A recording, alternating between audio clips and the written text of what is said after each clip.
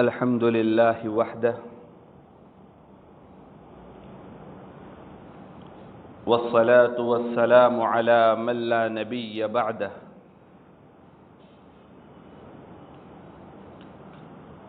ثم نشهد أن لا إله إلا الله وحده لا شريك له ونشهد أن سيدنا ومولانا محمدا عبده ورسوله أما بعد فقد قال الله تبارك وتعالى أعوذ بالله من الشيطان الرجيم بسم الله الرحمن الرحيم يا أيها النبي إنا أرسلناك شاهدا ومبشرا ونذيرا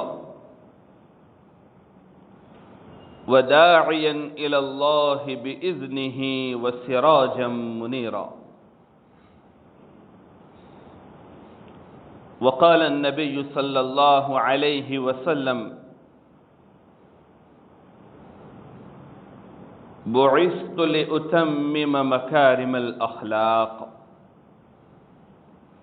أو كما قال عليه الصلاة والسلام۔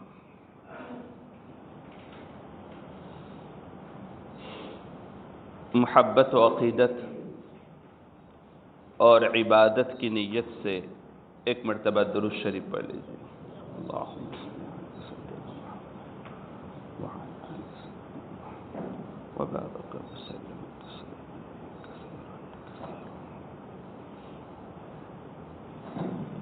آج 22 ربیع الاول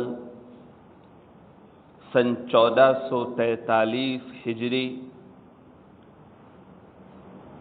مطابق 29 اکتوبر 2021 ہے۔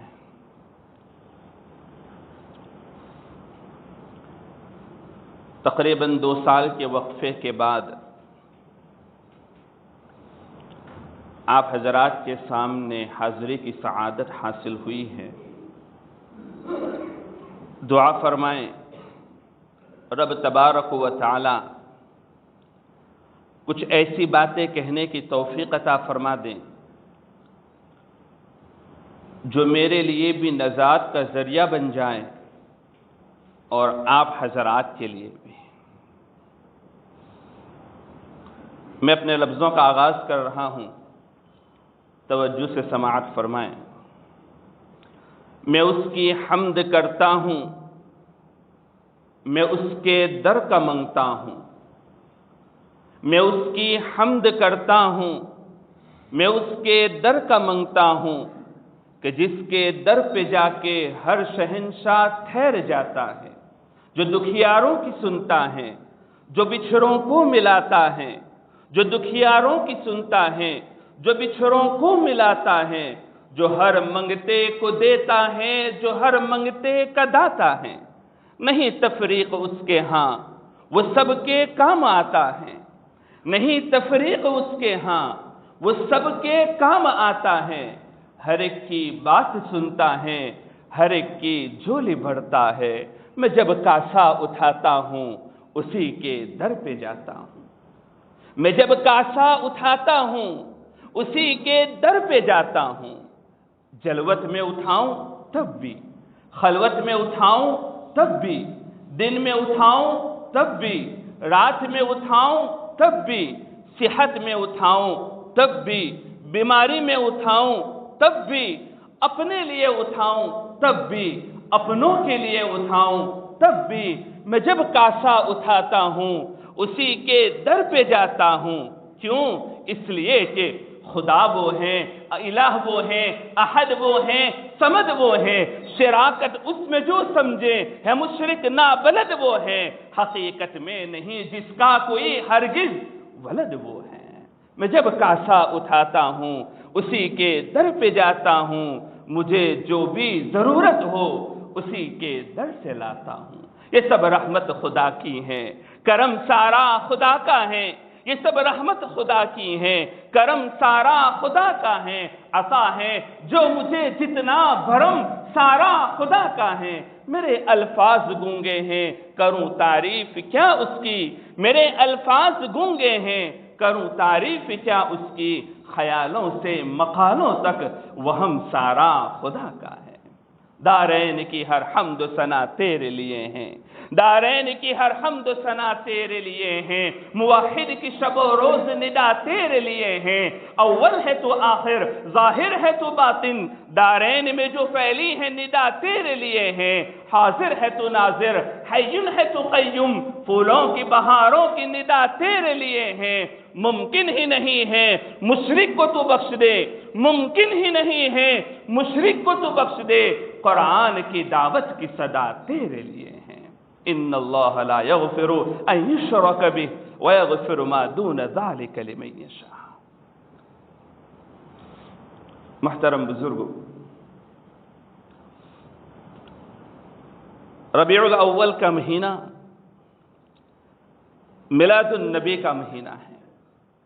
میلاد یعنی ولادت، ولادت یعنی پیدائش، پیدائش یعنی پیدا ہونا۔ ہمارا عقیدہ ہے آقا صلی اللہ علیہ وسلم پیدا ہوئے ہیں، یہ ہمارا عقیدہ ہے، آقا صلی اللہ علیہ وسلم پیدا ہوئے ہیں، آپ کی ولادت ہوئی ہے۔ حضرت ابراہیم علیہ السلام نے کعبۃ اللہ بنا دیا، فرمایا اے اللہ بیت اللہ بنا دیا، رسول اللہ بھیج دے۔ قرآن ہے ربنا وابعث فیہم رسولا، اے اللہ بیت اللہ بنا دیا، رسول اللہ بھیج دے، مکان بنا دیا، مکین بھیج دے، رحمتوں کا مرکز بنا دیا، رحمت للعالمین بھیج دے۔ اللہ تعالیٰ نے بھیج دیا، لیکن میرے اور آپ کے پیارے آقا کو ایسے ہی نہیں بھیج دیا، بازاروں میں نہیں بھیج دیا، چوک و چوراہوں پر نہیں بھیج دیا، گلی کوچوں میں نہیں بھیج دیا۔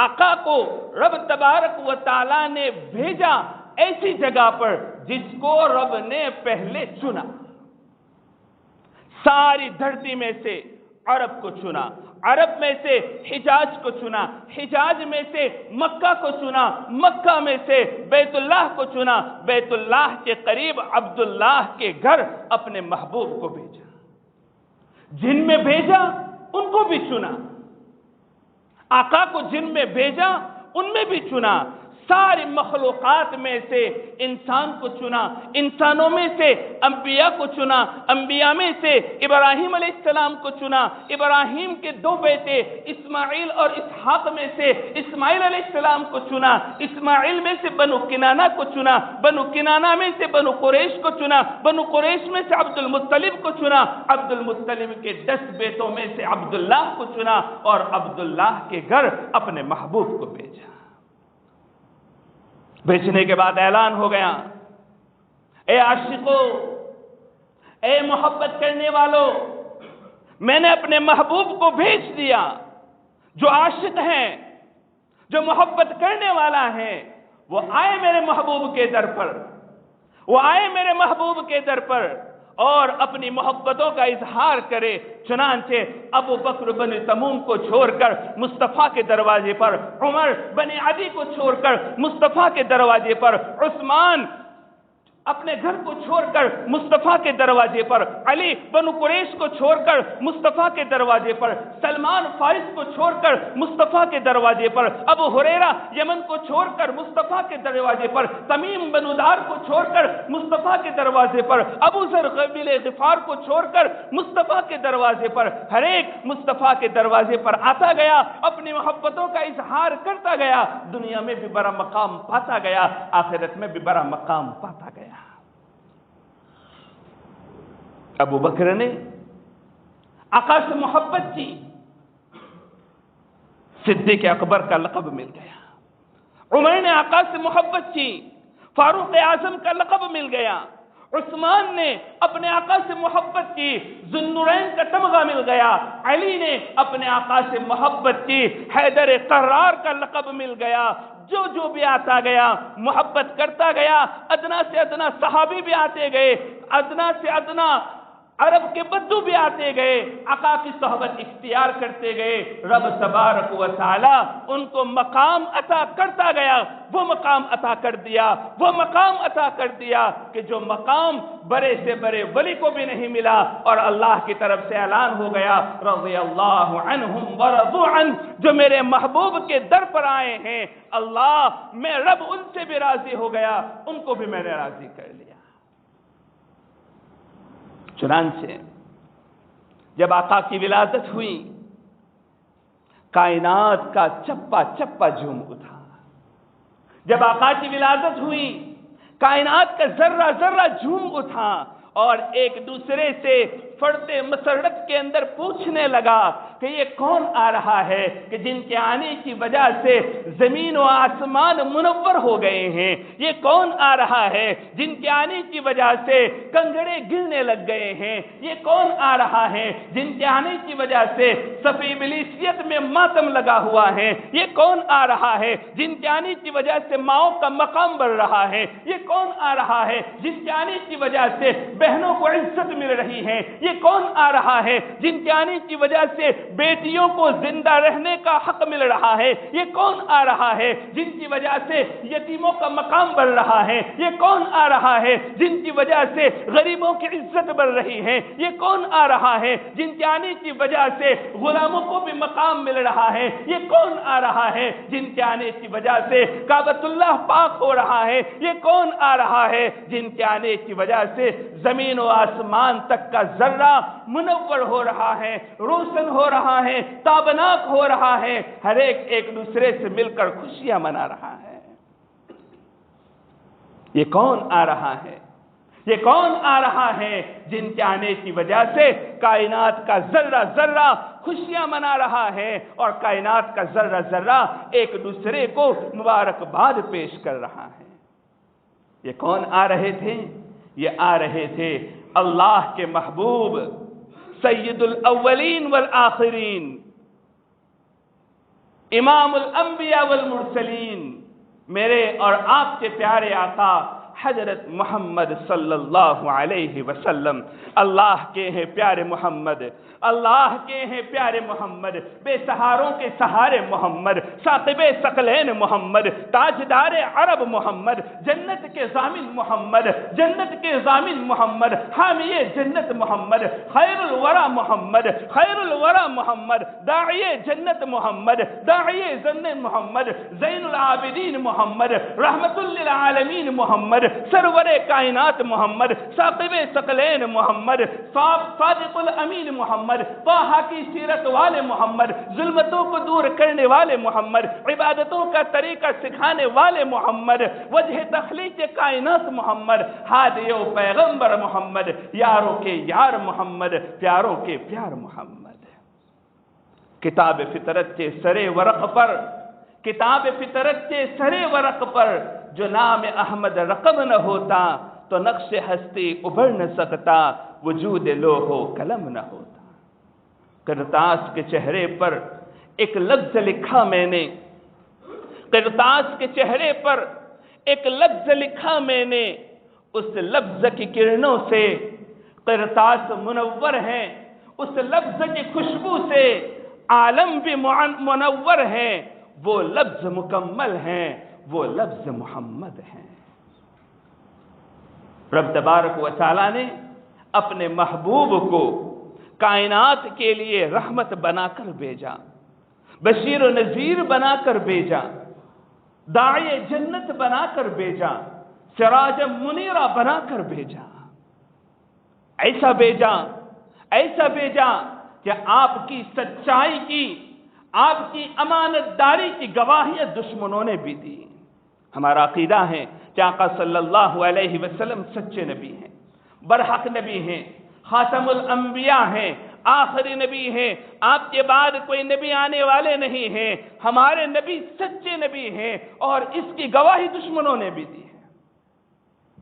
غزوہ بدر کا موقع ہے، میدان کارزار گرم ہے، ایک طرف چند جانثار، اعلاء کلمت اللہ کے لیے ڈٹے ہوئے ہیں، اور دوسرے طرف کافروں کا لشکر ان کو مٹانے کے عزائم اور حوصلے لیے میدان کے اندر ہیں۔ ایک طرف کفار ہیں، ایک طرف چند مسلمان ہیں۔ کفار کے لشکر میں ابو جہل اپنے گھوڑے کے اوپر گھوم رہا ہے، پھر رہا ہے۔ ایک ساتھی آ جاتا ہے اور پوچھتا ہے، اے ابو جہل، ابو جہل کو پوچھتا ہے، اے ابو جہل ذرا بتاؤ تو صحیح، تم سچے ہو یا محمد سچے ہیں؟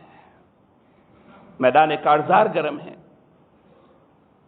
محمد صلی اللہ علیہ وسلم کے مقابلے میں کھڑا ہے۔ ابو جہل سے پوچھا جا رہا ہے، ابو جہل بتاؤ تو صحیح، تم سچے ہو یا محمد سچے ہیں؟ ابو جہل بالکل سچا جواب دیتا ہے، دل کے اندر سے جواب دیتا ہے اور کہتا ہے محمد سچے ہیں۔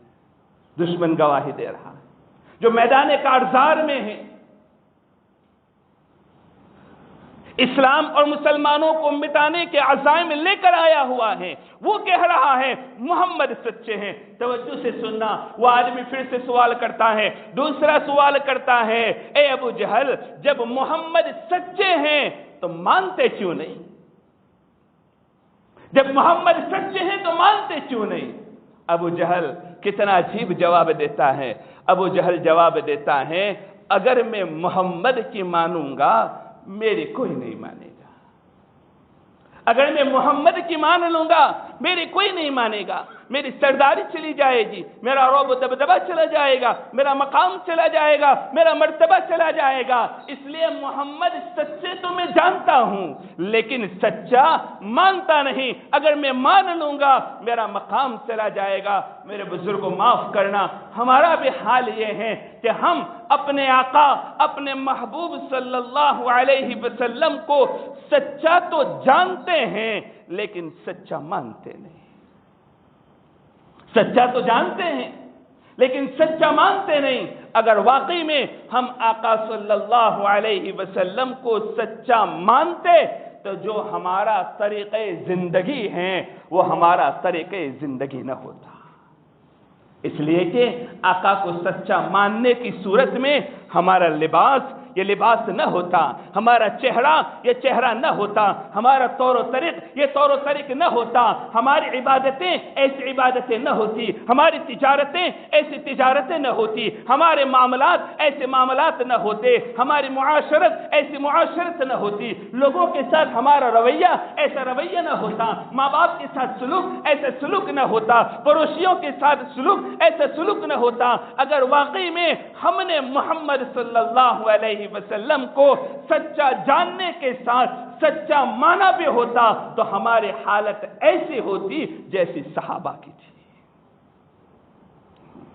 صحابہ نے حضور کو سچا جانا بھی تھا، سچا مانا بھی تھا، جس کا نتیجہ یہ تھا کہ آقا صلی اللہ علیہ وسلم کی زبان سے کوئی لفظ نکل جاتا اور مشکل تھا کہ ایسا عمل صحابہ کی زندگی کے اندر نہ پایا جاتا۔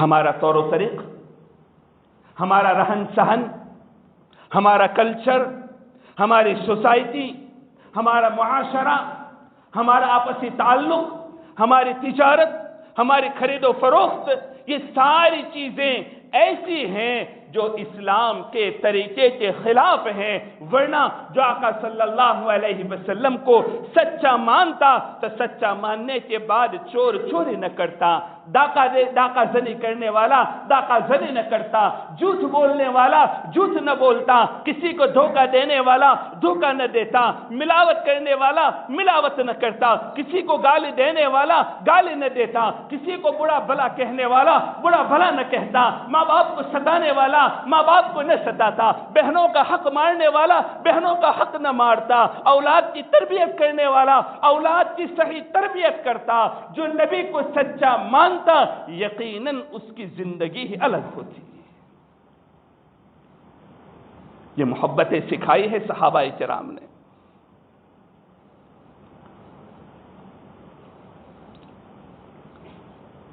ایک حفظی النفس صحابی، حفظی النفس، کالے کلوتے، گنگریالے بال والے،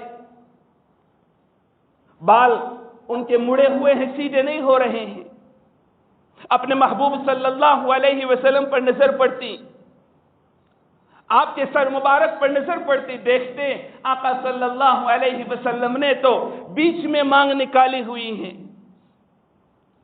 بڑی تمنا تھی کہ میرا سر بھی آقا کے سر کی طرح ہو جائے، میرے سر کے بال بھی آقا کے بال کی طرح ہو جائے، لیکن حبشی النسل تھے، کالے کلوٹے تھے، گھنگریالے والے بال والے تھے، بہت کوشش کرتے تھے لیکن ایسا ہوتا نہیں تھا۔ اسی تمنا کے ساتھ دن رات گزرتے تھے۔ ایک مرتبہ ایک بھٹی کے پاس سے جا رہے تھے، آگ جل رہی تھی، اس میں سلائیاں پڑی ہوئی تھی، پتہ نہیں ان کے دماغ میں کیا آیا، ایک سلائی لی اور ایک سلائی لے کر سیدھے اپنے سر کے بیچ میں پھرا دی۔ لوگ کہنے لگے کیا کر رہے ہو، کیا کر رہے ہو، تمہارا سر جل جائے گا، تمہاری چمڑی جل جائے گی، تمہارے بال جل جائیں گے۔ کہنے لگے اس سلائی کے پھرانے کی وجہ سے میرا سر جل جائے تو جل جائے، میری چمڑی جل جائے تو جل جائے، میرے بال جل جائے تو جل جائے، لیکن جب کل قیامت کے دن رب تبارک و تعالیٰ کے سامنے جاؤں گا، رب مجھ سے پوچھے گا کیا لے کر آئے ہو، کیا لے کر آئے ہو، میں بڑے فخر کے ساتھ کہوں گا اے اللہ تیرے محبوب جیسا سر لے کر آیا ہوں۔ یہ محبت تھی، یہ آقا صلی اللہ علیہ وسلم کو سچا جاننے کے بعد سچا ماننے کا نتیجہ تھا۔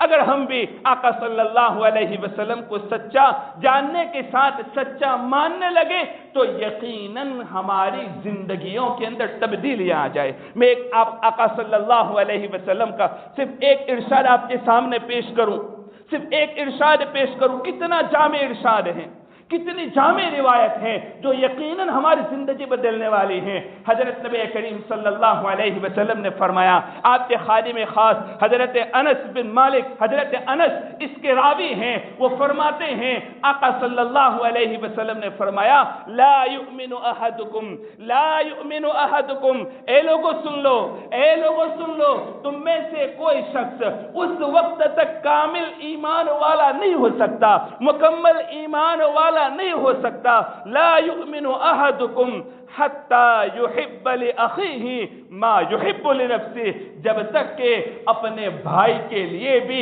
وہی چیز پسند نہ کرے جو اپنے لیے پسند کرتا ہے۔ اگر ہم اپنے معاشرے کے اوپر نظر ڈالیں گے،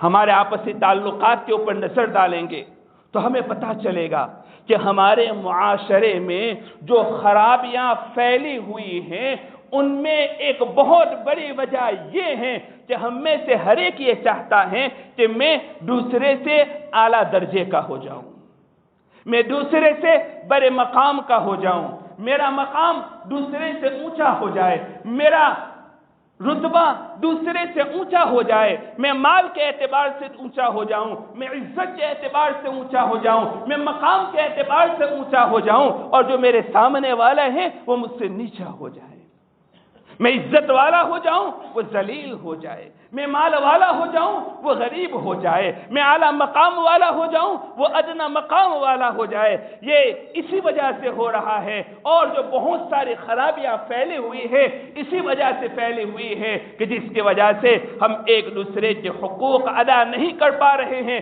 جس کا یہ نتیجہ ہے آقا صلی اللہ علیہ وسلم نے فرمایا کہ اگر کوئی بس اس بات پہ اختیار کر لیتا ہے کہ اپنے لیے جو پسند کرتا ہے وہی دوسروں کے لیے بھی پسند کرنے لگے تو ہمارے معاشرے کی بہت ہی زیادہ خرابیاں ختم ہو جائیں۔ ہم میں سے ہر ایک یہ چاہتا ہے کہ مجھے بڑے نام سے پکارا جائے، ہم میں سے ہر ایک یہ چاہتا ہے کہ مجھے لوگ عزت سے پکارے، ہم میں سے ہر ایک یہ چاہتا ہے کہ کوئی میرے ساتھ دھوکہ نہ کرے، ہم میں سے ہر ایک یہ چاہتا ہے کوئی مجھے دغا نہ دے، ہم میں سے ہر ایک یہ چاہتا ہے کہ کوئی میرے ساتھ فریب نہ کرے، ہم میں سے ہر ایک یہ چاہتا ہے کہ کوئی مجھے حقارت کی نگاہ سے نہ دیکھے۔ تو اب میرے لیے بھی لازم ہے کہ میں کسی کو حقارت کی نگاہ سے نہ دیکھوں، میرے لیے لازم ہے کہ میں دوسرے کو نیچا مقام اور مرتبہ نہ دوں، میرے لیے لازم ہے کہ میں دوسرے کو دھوکہ نہ دوں۔ ایک مرتبہ آقا صلی اللہ علیہ وسلم کی مجلس لگی ہوئی تھی، صحابہ کرام بیٹھے ہوئے تھے، ایک صحابی تھے ان صحابی کو آقا صلی اللہ علیہ وسلم نے پوچھ لیا اتحب الجنہ، کیا تم جنت میں جانا پسند کرتے ہو؟ اتحب الجنہ، کیا تم جنت چاہتے ہو؟ وہ صحابی فرمانے لگے کیوں نہیں یا رسول اللہ، میں جنت چاہتا ہوں۔ ہم میں سے بھی ہر ایک کی تمنا ہے، ہم میں سے بھی ہر ایک چاہتا ہے کہ جنت میں چلے جائے، ہر ایک کا یہ خیال ہے، بلکہ ہر ایک کی یہ تمنا ہے کہ میں جنت میں چلا جاؤں، چاہے اعمال کیسے بھی کر رہے ہو، چاہے زندگی کیسی بھی گزر رہی ہو، چاہے کسی بھی طرح کے اعمال ہم اوپر بھیج رہے ہو، لیکن تمنا یہ ہوتی ہے کہ ہم جنت میں چلے جائیں۔ یہاں تو آقا صلی اللہ علیہ وسلم سامنے سے صحابی کو پوچھ رہے ہیں اتحب الجنہ، کیا تم جنت میں جانا پسند کرتے ہو؟ وہ صحابی فرماتے ہیں کیوں نہیں یا رسول اللہ صلی اللہ علیہ وسلم، میں ضرور جنت میں جانا چاہتا ہوں۔ تو آقا صلی اللہ علیہ وسلم نے ارشاد فرمایا احب لاخیک ما تحب لنفسک، اپنے بھائی کے لیے اسی چیز کو پسند کر جو اپنے لیے پسند کرتا ہے، تو جنت میں چلا جائے گا۔ اس صفت کو جنت میں جانے کا ذریعہ بتایا۔ جو جنت میں جانے کا ذریعہ بتلایا اس لیے کہ جو اس صفت کو اختیار کر لے گا یقیناً اس کی زندگی میں صداقت ہوگی، یقیناً اس کی زندگی میں لوگوں کے حقوق ادا کرنے کا جذبہ ہوگا، یقیناً اس کی زندگی میں دوسروں کا مقام اور مرتبہ ہوگا، دوسروں کی عزت ہوگی، دوسروں کا احترام ہوگا، کسی کو دھوکہ نہیں دے گا، کسی سے جھوٹ نہیں بولے گا، کسی کو گالی نہیں دے گا۔ جب اتنے اعلیٰ صفات اس کی زندگی میں آئیں گے تو یقیناً وہ کہاں پر جائے گا؟ وہ جنت میں جائے گا۔ ذرا دوسروں کو دھوکہ دینے والے، دوسروں کو گالیاں دینے والے، دوسروں کو برا بھلا کہنے والے، دوسروں کے حقوق ضائع کرنے والے، دوسروں کو حقارت کی نگاہوں سے دیکھنے والے، اس کی جگہ پر اپنے آپ کو رکھ کر دیکھ لیں، اس کی جگہ پر اپنے آپ کو رکھ کر دیکھ لے کہ اگر کوئی مجھے گالی دے تو مجھے کیسا لگے گا، اگر کوئی میرے سامنے جھوٹ بولے تو مجھے کیسا لگے گا، اگر کوئی مجھے دھوکہ دے تو مجھے کیسا لگے گا، اگر کوئی میرا حق مارے تو مجھے کیسا لگے گا؟ کیا میں اس بات کو پسند کروں گا؟ یقیناً ہم میں سے کوئی اس بات کو پسند نہیں کرتا کہ کوئی میرے سامنے جھوٹ بولے، کوئی مجھے گالی دے، کوئی مجھے برا بھلا کہے، کوئی مجھے برے لقب سے پکارے۔ تو یقیناً اب ہمارے لیے بھی یہ ضروری ہے کہ ہم کسی کو برا بھلا نہ کہیں۔ ایک نوجوان صحابی حضرت نبی کریم صلی اللہ علیہ وسلم کی مجلس میں حاضر ہوئے۔ بڑی عجیب روایت ہے میرے بزرگوں، بڑی عبرت والی روایت ہے۔ حضرت نبی کریم صلی اللہ علیہ وسلم کی مجلس میں حاضر ہوئے، صحابہ کا مجمع لگا ہوا تھا۔ وہ نوجوان صحابی آتے ہیں اور پوچھنے لگتے ہیں یا رسول اللہ صلی اللہ علیہ وسلم مجھے زنا کی اجازت دے دیجیے۔ اللہ، آقا سے کیا اجازت طلب کر رہے ہیں، کیا سوال کر رہے ہیں؟ یا رسول اللہ مجھے زنا کی اجازت دے دیجیے۔ صحابہ کرام یہ سوال سن کر، یہ درخواست سن کر آگ بگولا ہو جاتے ہیں، غصے سے طرف اٹھتے ہیں، اور قریب تھا کہ اس صحابی کو وہاں ہی سزا دینے لگے، لیکن قربان جائیے آقا صلی اللہ علیہ وسلم پر کہ آپ تو رحمت للعالمین بن کر آئے تھے، آپ تو شفیق بن کر آئے تھے، آپ تو مربی بن کر آئے تھے، آپ تو بے سہاروں کا سہارا بن کر آئے تھے، آپ تو ہادی بن کر آئے تھے، آپ تو ہدایت دینے والے بن کر آئے تھے، آپ تو اسلام سکھانے کے لیے آئے تھے۔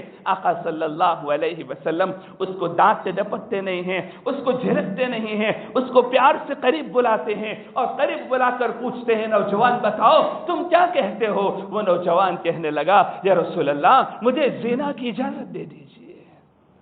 حضور صلی اللہ علیہ وسلم بڑے اطمینان کے ساتھ اس سے پوچھتے ہیں اے نوجوان بتاؤ، اگر کوئی شخص تمہاری ماں کے ساتھ یہ فعل کرے، اگر کوئی شخص تمہاری ماں کے ساتھ یہ زنا کا عمل کرے، کیا تم اس کو پسند کرو گے؟